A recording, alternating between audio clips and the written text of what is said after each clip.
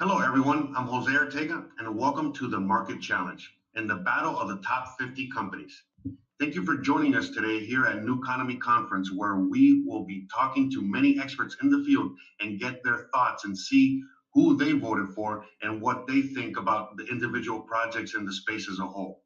Before we get started, I want to thank our sponsors at BitPax today. Today, we have Athanasios from LAPO.io. Welcome, Athanasios. Thank you for the invitation, guys, and the opportunity to giving me to participate in that competition and help you choose the best companies in the blockchain fintech area. How can I be of help to you? Well, yeah, thank you for joining us today. You're already doing a lot by joining us today and taking time from your day to give us your expert opinion on all these things. So before we get started, can you tell us a little bit more about yourself and tell us a little bit more about LAPO.io? Sure. I'll start by explaining briefly LAPO. LAPO is an ecosystem. It's a fintech company, an ecosystem of financial services, including money transfer, money transactions. The company has got its own developed blockchain and wallet, and is moving to stage 2, where one of the most important things it would be to create the stabilization mechanism behind each utility token, the LAPO X. Now, the whole idea here is to create a mechanism that differentiates it from the rest of the stable coins, where it absorbs volatility and creates value by converting this volatility, the market volatility, into a real asset, hence increasing the value of the coin. And my role in the company as Chief Investment Officer is to draft this, to design this system, and with the help of the IT team to implement it, as well as implement the liquidity mechanism of the coin. Cool. Sounds wonderful. Thanks. Can you tell us a little bit about the fintech market at the moment and things that maybe we should know about going forward? In my opinion, there are 3 major challenges that the fintech is facing, and in my belief will continue to face in the short to medium term. One has to do with data, the General Data Protection Act, where nowadays you will not be able to use the users' data as you used to previously, and that might be putting the brakes a bit on the growth rate and actually on how data could be used in order to reach conclusions, whatever conclusions this would be, that relate to the specific business of fintech company. So this is the number 1 challenge. I think the second challenge will have to do with security. Fintech is not a mature industry. It is a byproduct of the banking moving into the high technology.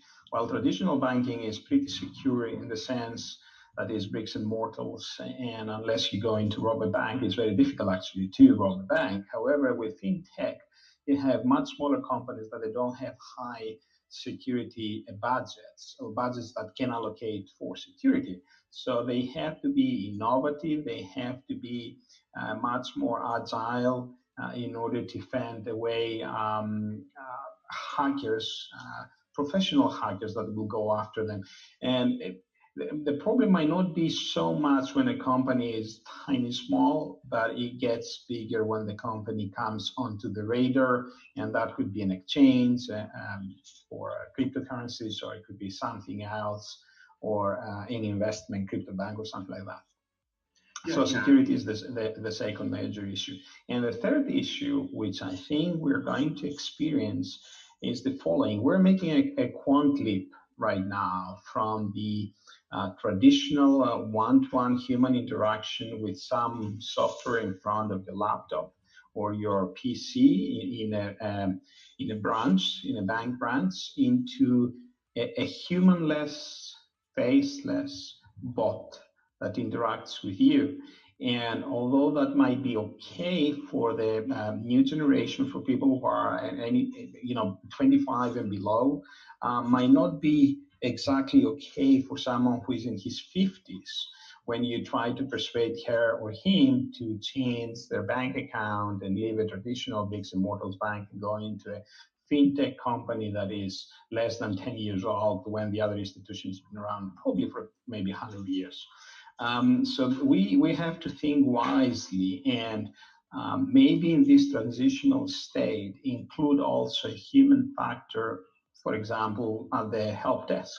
When things go sour, you need to have a human voice from the other side with empathy that understands the problem and is willing to go one step further and help this customer that may not be as high IT educated, for example. I think these are the three major challenges: the data protection, challenge that you have going forward, the cybersecurity, and also the human interaction. Yes. I mean, I totally agree with you. Privacy and security are two major things that, we're dealing with at the moment, with the old legacy system and now, creating this new system in which we need to, fix these problems. And so, and then now, now within our space, we're starting to realize that privacy is a major concern. You know what I mean? Like where, sure, Bitcoin and certain blockchains, where, we see everything, that's wonderful and great. But at the same time, it's like, there's a lot of room and space, for people that they care about their privacy because, Sure. Not everybody wants to have their bank account, on a public ledger. You know what I mean? They don't want every single little things like that. And it's also a point of how you communicate the message and what is the message we communicate. I have the impression right now, and it's actually quite logical because this industry is trying to differentiate itself on some basis. And the principles and good strengths of blockchain have to do also with technology. So the technology message is being portrayed again and again. The privacy that you have, you cannot alter the ledger, etc. But we need also to understand that for the average Joe Block in the street, that makes little difference because there is little understanding of the technology. She or he has to feel the benefit of, is it secure? Yes. Is it fast? Yes. Can I have the transaction right now? Yes. So also the message has to be distilled down to actual benefits to the user, and not only to the strength of the technology itself. Yeah. And then, to add, one last point, to what you were saying at the end, now as we transition from the old system to the new system, we have, again, like younger people, they don't mind, just dealing with a machine or an algorithm, and especially if they know that, that it's a trustless thing, where no other human interaction will get in the way, and they know that they will get the result that they want. You know what I mean? Like, sure. Like a smart contract type of thing. But as the older we get, it's a lot harder to understand that because we can't, we can't fathom an idea as to where there's no other human in the way. But again, most of us that are in this space, we're trying to push that human out of the way. You know what I mean? Like, it's like, it's great to have a smile. We have to do it in a clever way. We want to get stuff in done. A balanced way. And a lot of times what happens is that, we call, somebody, you know what I mean, for that help. And even though there's a human on that side, they're reading a script, they're reading like a robot. So it's like, it kind of drives you crazy. It was like, man, I wish this was, I wish I didn't have to deal with any of this. You know what I mean? I wish it was just more black and white. Well, maybe the answer to the observation that you just made comes, the extension to the observation you just made comes as the answer to the question that you put forward, what I see for the future of fintech. Fintech is a prime candidate for evolution based on AI and subsequently machine learning and deep learning. And these problems might go away sometime in the future. I think they will go away sometime in the future when we have machine learning and expressed as part of an AI that is very human friendly, which could be able to maintain a level of discussion that will pass the Turing test. You wouldn't know if you're speaking to a machine or a human being because you would have depth, the discussion would have color, and you will be able to react based on your pitch of your voice, the interpretation of your feelings, and the context of your inquiry. as well. So in that stage, I think that fintech will apply a great deal of AI going forward, and you will have semantic and drastic changes in the way this industry is evolving. I totally agree with you. As crazy as that might sound, we are creating machines, with AI learning that have empathy, that have the ability to learn, that have all these abilities. And just to finish on this topic, as the humans, the humans now are becoming more robotic, and the robotics are becoming more human. So, yes, well, maybe it's a convergence. Yeah, some might call it singularity. So speaking of the future, where do you see this space going? Where do you see the whole space going into the future? Well, I suppose that boils down again into the same thing. There's a conversion towards more advanced technology that it's driven by AI. It will be a time of competitive survival race where the last man standing would be the winner takes it all kind of thing. I don't think there would be too many cases of the second and third place, only because of the nature of this kind of business and the depth and competitiveness that will be given through the technology, the application of technology. So I wouldn't be surprised to see the next unicorns coming out from this industry. And increasingly in a much faster rate than, for example, it took for Airbnb to become a unicorn.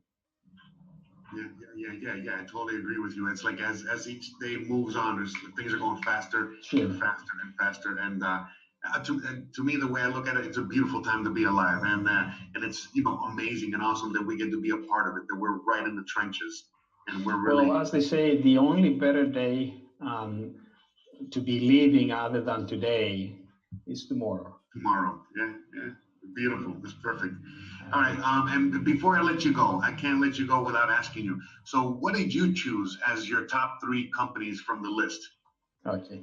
I think I would go with the things that I understand. So one of the players I've chosen is mobile, which is the future of investment banking for me. And I think there is a lot of cost to be taken out from this traditional industry. It's oversized as we speak. So a disruptor that comes in, and this company might be a disruptor, would have the potential to gain significant market share if the quality of their product is strong. Also, it could be a candidate for a takeover from one of the existing investment banks. The second choice, and that is not necessarily as first, second, third, but as second within the third. It would be difficult actually to point out the first, second, third unless I meet them in person. But the second choice, it would have been the blockchain fund, again, in an industry. Like my background was 20 years institutional investor. So I would say that a company like this, it could be a momentum play. So if we believe that there is a recovery down the line for the cryptocurrencies, for example, and I think that's likelihood because the technology gets better, so the applications get better. Then a fund at the early stages of an industry like this, we're talking about the early stages. I mean, if Bitcoin is a performance as a mature market, if we were to compare it with ETFs or other financial instruments like shares and things like this, it's like a few hours in life compared with several hundreds of years. So a fund at that early stage that is solid can produce amazing results. But as I said, this is a momentum play. And the third is Smart Valor. There you play a team. I think they have a strong team, both in the advisory board, but also on the management of the company. And they doing something that I can understand. Tokenizing assets has something to say, especially if you create a mechanism where you can tokenize small capital companies where they have, generally speaking, less liquid assets, or you're going to tokenize some significant real assets. In the future, could be private equity, major elephant project like nuclear plants and dams and infrastructure like roads. You can tokenize that and create liquidity and recycle the invested capital. This is an amazing opportunity to be opened, which right now as a market is hundreds of billions. So I will go for those three. The great choices, and I agree with you on the third one because everything needs to be tokenized, and a lot of people, as you come from the investment world, and everything is already tokenized in a way. It's just we need to really tokenize it. Yes. But that's a great choice, and all three were great choices. And again, thank you so much. I'm just going to let you one thing, very important, because that will affect tokenization, as it seems that you have an interest in tokenization, is the stability. And people would look for a stability. That's why I believe the future lies with a stable coin, or a coin that provides stability by reducing volatility, and a mechanism at the back end that creates real value. And this is the reason why I joined LAPO as well. Okay. Well, it's very interesting you said that. Well, let me ask you a question. Before I finish the interview, because now you intrigued me with something real quick. So you said that stable coins are something that you see as necessary. But what would back a stable coin? Because if we're trying to get rid of fiat, what would you say? There are three ways. I'm going to go through very, very quickly for your audience. There are three ways to back a stable coin. One is through a basket of currencies or a major fiat currency. The basket is called board of currencies. SDR, maybe like an SDR? Yeah, it could be dollars. People will use dollars, Swiss francs, something like this. But here, I'll set the problem straight away. You're backing something which is weak with something which is strong. The fiat currency is strong in the assistance. People misunderstand the concept of pegging from the real world, where you peg the currency of one country with the currency of another country, but they forgot that these countries have got productive capacity. They create goods and services, they call GDP, and they link economies with the currency being the front end of the transaction, buy and sell of products and services between themselves.